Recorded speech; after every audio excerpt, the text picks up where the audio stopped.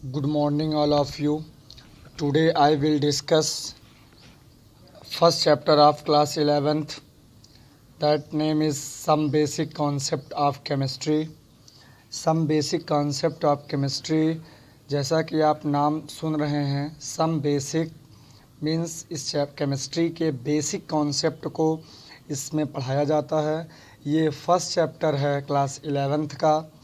इसमें सबसे पहले हम लोग हर एक छोटी छोटी चीज़ को स्टडी करेंगे। खूब ध्यान से समझें, जिससे आपको केमिस्ट्री आगे चल कर के बहुत आसान लगेगी। और हम कह सकते हैं ये सारे पॉइंट्स, ये सारे टॉपिक्स बेसिक टूल्स कहलाते हैं, जो कि इनऑर्गेनिक केमिस्ट्री या ऑर्गेनिक केमिस्ट्री या फिज़िकल, इसमें आपको बहुत सारी मदद मिलेंगी। तो सबसे पहले हम लोगों का जो टॉपिक है वो रहेगा मॉलिक्यूलर मास। सबसे पहले हम लोग पढ़ेंगे मॉलिक्यूलर मास कैसे फाइंड किया जाता है। Calculate the molecular mass. तो जैसे हम इसमें एग्ज़ाम्पल लेते हैं H2SO4 सल्फ्यूरिक एसिड है, इसका हमें मॉलिक्यूलर मास निकालना है। तो हम लोग यहाँ हाइड्रोजन के कितने मॉलिक्यूल्स हैं, 2। तो यहाँ हो जाएगा 2 इंटू हाइड्रोजन का मास 1 प्लस सल्फ़र का एटॉमिक मास होता है 32 plus 4 molecules of oxygen, then 4 into and molecular and molar and atomic mass of oxygen is what, 16, then 2 1 जा 2 प्लस 32 प्लस 64 ऐड करेंगे आ जाएगा 98। इसी तरीके से अगर हम किसी और का लेते हैं लाइक HNO3 का, तो हाइड्रोजन का 1 प्लस नाइट्रोजन का 14 plus 3 into 16, then 1 plus 14 plus 48 and यहाँ आपको हो जाएगा 8 4 12 12 1 13 4 1 5 5 1 6 63। तो बच्चों, इस तरह से हम मोलर मास या मॉलिक्यूलर मास निकालते हैं। मॉलिक्यूलर मास या मोलर मास एक ही चीज़ होता है।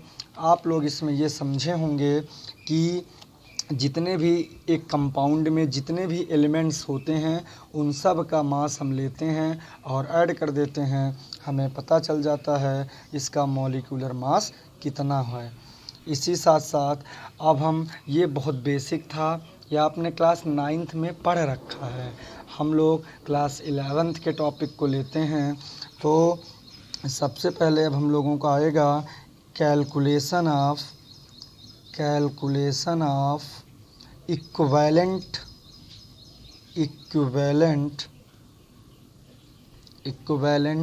मास। ये बहुत इम्पोर्टेंट है। कैलकुलेशन ऑफ इक्विवेलेंट मास, इसको कैसे निकाला जाता है? तो इसको तरह तरह मेथड्स होते हैं, डिफरेंट टाइप मेथड से इसको निकाला जाता है। सबसे पहले हम लोग थोड़ा बेसिक्स लेते हैं। तो इसका कुछ फार्मूला मैं आपको बताता हूँ। जैसे अगर हमारा कोई कंपाउंड एसिड का है, तो जैसे हम यहाँ लिखते हैं इक्विवेलेंट। बच्चों, इक्विवेलेंट मास को यहाँ पर मैं चाहो तो ई लिख देते हैं, कैपिटल ई से डिनोट कर दिया जाता है। तो equivalent mass is equal to, यहाँ पे equivalent mass is equal to होता है मोलर मास। यहाँ पे हम लिख ले रहे हैं मोलर मास अपॉन, यहाँ पास हम बेसिसिटी कर दे रहे हैं, बेसिसिटी। ये किसके लिए रहेगा बच्चों? For an acid. अगर हमारा कंपाउंड एसिड रहे तो फार्मूला लगाएंगे equivalent mass is equal to molar mass upon basicity.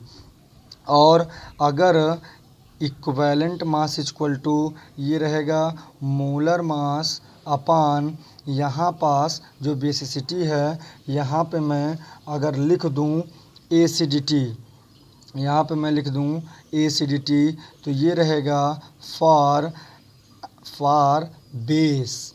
तो बच्चों बेस अगर रहे उसका इक्विवेलेंट मास निकालने जाएंगे तो एसिडिटी लगाएंगे, और अगर एसिड का इक्विवेलेंट मास निकालने जाएंगे तो बेसिसिटी लगाएंगे।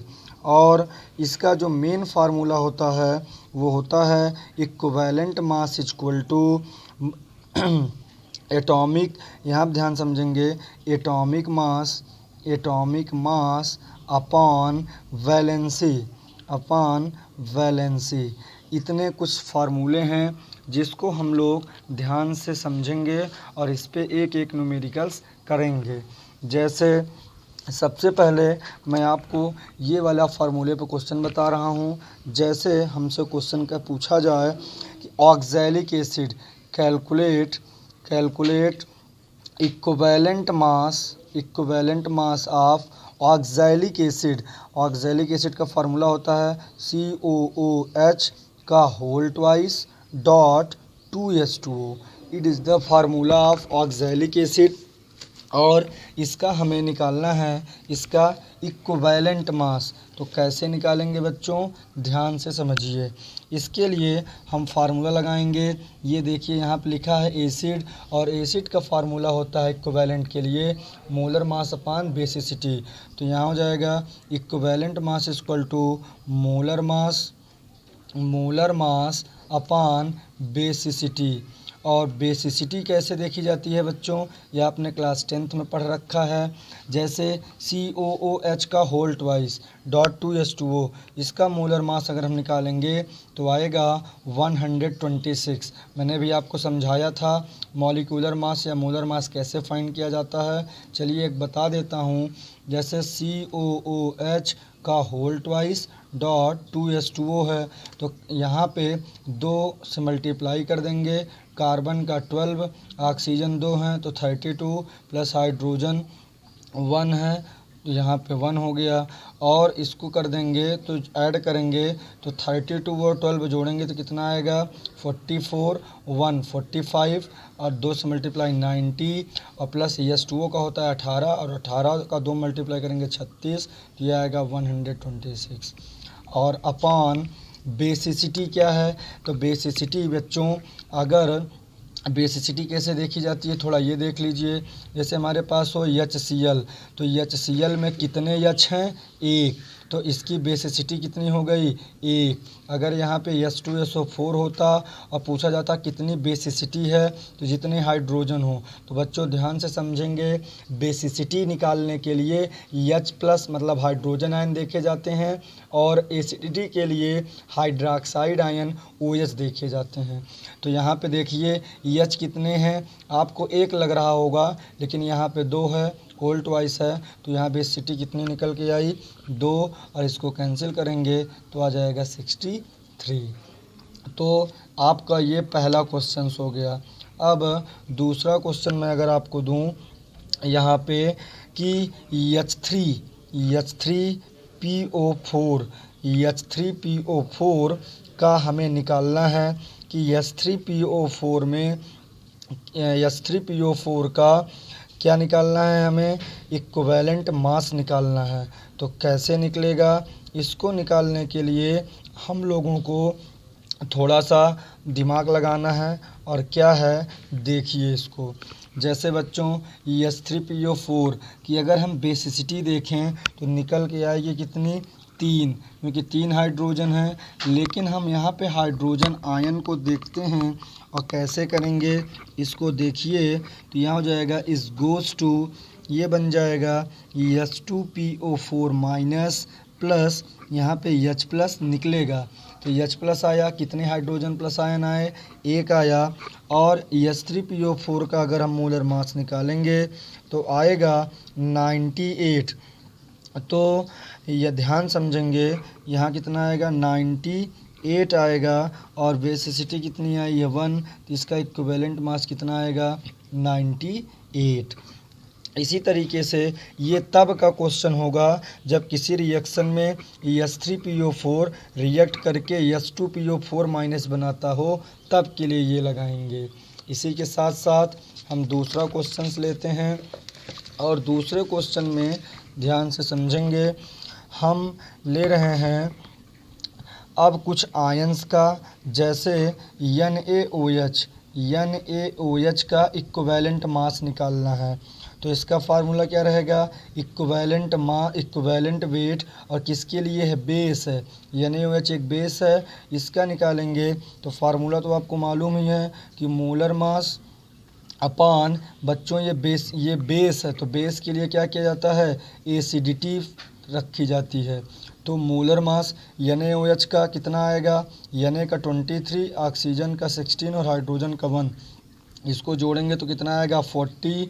तो मोलर मास आया 40। और एसिडिटी कितनी हुई, एसिडिटी बच्चों कितने OH हैं, तो देखिए OH कितने हैं, एक। आप समझ रहे होंगे कि जैसे बेसिसिटी के लिए कितने हाइड्रोजन, वैसे एसिडिटी के लिए कितने OH। तो OH यहाँ कितना है, एक, यहाँ एक, इतना आया 40 आया।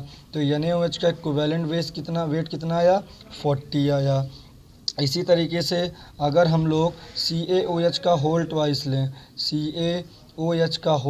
लें, तो ये क्या हो जाएगा, बच्चों इसका formula equivalent mass equal to CaOH का होल ट्वाइस का मास निकालेंगे। तो कैल्शियम का 40 प्लस ऑक्सीजन और हाइड्रोजन 2 से मल्टीप्लाई हो जाएगा, यहाँ 16 प्लस 1, तो ये हो जाएगा 40 प्लस यहाँ 17 दूना 34, और ये कितना हो जाएगा, ये आपको हो जाएगा 74। तो बच्चों मोलर मास कितना है, 74, और इसकी एसिडिटी कितनी आई, कितने OH हैं, तो OH 2 हैं, यहाँ 2 से डिवाइड हो जाएगा, और निकल के कितना आएगा 37।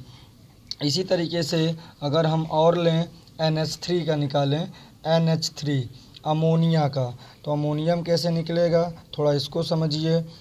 इसके लिए हम करेंगे NH3 का निकालने के लिए क्या करेंगे, तो बच्चों इसका फार्मूला लगाएंगे, E यहाँ हो जाएगा मोलर मास अपान इसकी एसिडिटी देखेंगे। तो इसकी एसिडिटी कैसे देखेंगे, अब आप इसमें कंफ्यूज होंगे, तो इसमें याद रखेंगे अमोनिया की एसिडिटी हमेशा 1 होती है। तो ये हो जाएगा मोलर मास इसका कितना होता है 17/1, कितना आया 17 आया। तो ये कुछ तरीके हैं सॉल्व करने के लिए। और अगर हम आयंस के लिए फॉर आयंस के लिए अगर हम लेते हैं तो क्या आएगा, जैसे हमारे पास है कि Na+ का निकालिए, Na+ का इक्विवेलेंट मास निकालिए। तो E फार्मूला यहाँ पर मोलर मास अपान चार्ज, यहाँ पे क्या लिख देंगे, चार्ज। तो Na का मास कितना होता है 23 होता है, और चार्ज कितना लगा है +1 का, तो 1 कितना हो जाएगा 23 हो जाएगा। इसी तरीके से अगर हम लोग OH- का लें तो इसका इक्विवेलेंट मास M अपान कितना, OH- कितने चार्ज हैं OH- पे आप देखिए 1 ही है, और O का होता है 16, 1 17, यहाँ जाएगा 17/1 कितना 17, इसका आंसर हो जाएगा। इसी तरीके से हम SO4 का अगर निकालें, SO4 का, तो E मोलर मास अपान इसकी चार्ज कितने हैं, इस पे 2 के हैं, तो यहाँ 2 ले लेंगे। मोलर मास SO4 का कितना आएगा 96 आएगा, अपान 2 कितना आ जाएगा 48 आ जाएगा। तो बच्चों इस तरह से आयंस के निकलते हैं, और आपको इस तरह से आसानी से कर लेने हैं। और अब इसके और क्वेश्चन लेते हैं, जैसे कुछ क्वेश्चन हम लोगों को इस तरह से फाइंड करने हैं। हम एक अलग तरह का क्वेश्चन लेते हैं, जैसे मान लीजिए हमसे पूछा जाए इक्विवेलेंट मास आप मैग्नीशियम का बताइए, मैग्नीशियम का इक्विवेलेंट मास निकालिए। तो क्या करेंगे, इसके लिए हम लोग मैग्नीशियम है तो यहाँ पे इक्विवेलेंट वेट यहाँ पे मास अपान वैलेंसी ले लेंगे। वैलेंसी, ये वैल्यूम नहीं है, ये वैलेंसी होगी, ध्यान समझेंगे। तो यहाँ हो जाएगा मैग्नीशियम का मास कितना होता है 12, और वैलेंसी कितनी होती है मैग्नीशियम की 2 होती है, तो 2 6 जा 12, कितना आंसर निकल के आया 6। इसी तरीके से अगर हम और सॉल्व करें, जैसे कैल्शियम का कितना हो जाएगा, तो कैल्शियम का इक्विवेलेंट मास हो जाएगा यहाँ हो जाएगा M/वैलेंसी, ये लगा देंगे, M कितना है 40, और इसका वैलेंसी कितनी होती है 2 होती है, कैंसिल करेंगे कितना आएगा 20 आ जाएगा। तो ये रहा इक्विवेलेंट वेट निकालना, जिससे हम लोग आसानी से कभी भी इक्विवेलेंट वेट निकाल सकते हैं। और इसी के साथ साथ अब हम लोग थोड़ा सा और स्टैंडर्ड क्वेश्चन लेते हैं, और ये हम पार्ट 2 में रखेंगे। ओके।